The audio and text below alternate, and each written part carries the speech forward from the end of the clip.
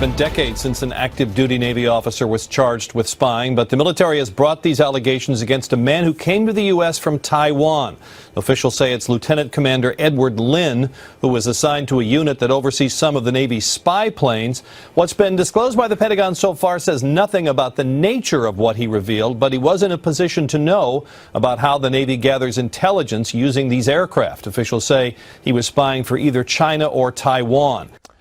Dramatized by the James Bond film series for decades, and more recently on American TV screens with the series The Americans. Time was when human espionage was the rage, and the manner with which countries dug out secrets and dirt on their friends and enemies. We had been led to believe in the last decade or so that it's all about cyber espionage now and what winds through the internet.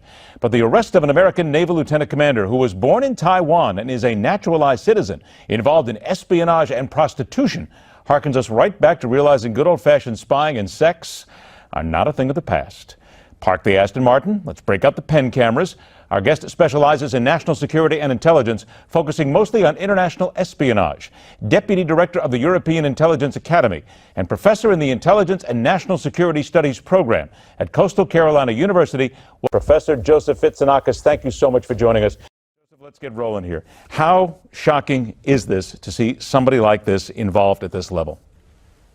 It is shocking. It's, as you mentioned in your introduction, the first case in decades that a U.S. Navy sailor has been actually accused of espionage. The last case I can think of was the John Walker case. This is, I wouldn't say it's unprecedented, but it's definitely one of a handful of cases in recent history when an active member of the U.S. military has been accused of espionage.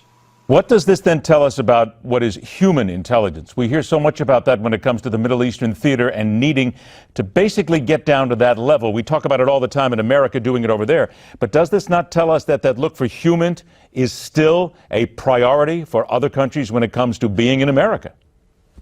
You see, in the United States, our tradition of intelligence gathering is not human. It's mostly technical intelligence collection, things like signals intelligence, electronic interception, and so on and so forth. Other countries, including Russia, before that the Soviet Union, China today, have a lot more of a tradition in human intelligence collection. And so they are tend to be more active than we are in actually recruiting spies, actual human beings that collect information on their behalf. And this could be one of those cases. So does it basically then speak to America that we become soft on human intelligence, not only getting people into other areas, but worrying about human intelligence and espionage agents infiltrating our own government, that we're just not as good at it as we should be? I think there's two separate questions here. One is to the extent to which the United States is good enough in human intelligence collection. The other question is to what extent can it defend itself from human intelligence collection on its own side. And this appears to be a case when counterintelligence seems to be lacking in the United States. Of course, it is much, much easier to spy on the United States than it is to spy on a closer society, like, say, Russia is today, or China, certainly North Korea, in cases like that. So in this case, because of the open nature of our society, the United States is far more susceptible to human espionage than other countries.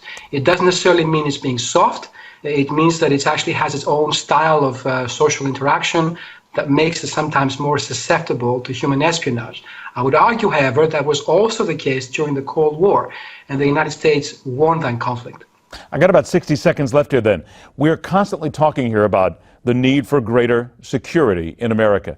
And we always talk a lot with a lot of experts about how the fact that America just seems to be so far behind the scenes in so many ways. Does this now, to you, say that there will maybe some greater scrutiny of military personnel, greater scrutiny of persons who are involved close to the government, but we need then to ratchet that up because this is a warning sign? There will be more scrutiny. We'll have to first wait to see what the nature of this case is, how serious it is. My personal instinct tells me that it's actually quite a serious case. Having said that, the United States government currently has over 4.5 million people who have security clearances. The recent case of the Office of Personnel Management hack illustrates some of the issues to do with this. Ironically, if you want now to apply for security clearance, you have to do it in handwriting because the OPM system is offline, because nobody can guarantee that it's actually secure enough. It's these kind of challenges that America faces that makes all of us, including myself, realize that we live in a very different era than from that, say, that our parents were living in back in the Cold War. We live in a very different era, but unfortunately some things do come forward from the Cold Era back to here. As I said, this really brings to mind a lot of what goes on in spy novels as well. But it is still here. We need to focus on it. Professor Joseph Fitsanakis, thank you so much for joining us. We really appreciate your time. Now, how does Bernie Sanders plan on changing the minds of Hillary voters? And for that matter, can anyone change a Republican's mind to vote for or against Donald Trump at this stage of the campaign? We'll focus on that with the political animal next on The Hard Line.